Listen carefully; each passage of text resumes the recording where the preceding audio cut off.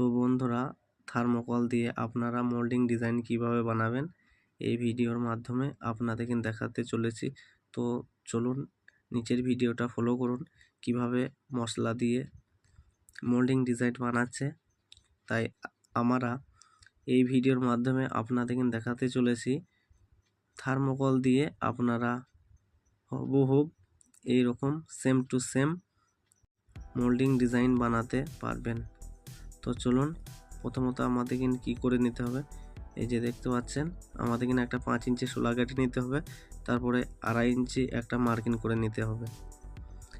তারপরে দেখুন আমাদের নিচের কাজটা, গেটের কাজটা আমরা থার্মোকল দিয়ে মোল্ডিং ডিজাইন করেছি। কত সুন্দর হয়েছে অবশ্যই কমেন্টে জানাবেন। তো চলুন ভিডিওটা দেখুন। তারপরে এইরকম একটা পাতি নিয়ে নেবেন আপনারা। তারপরে এই যে পাটা আছে, পাটাটা সামনের দিকে 1 ইঞ্চি ক্লিয়ার রাখবেন।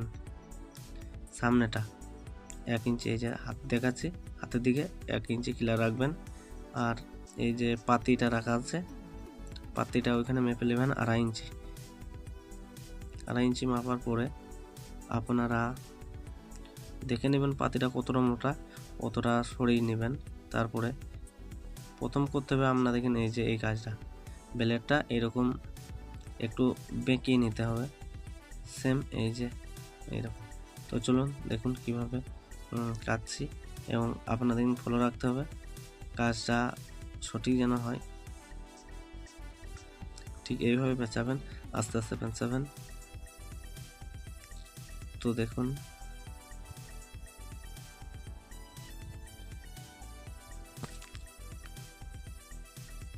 এই যে আমরা কাটিং হয়ে গেছে, এই যে এরকম হবে।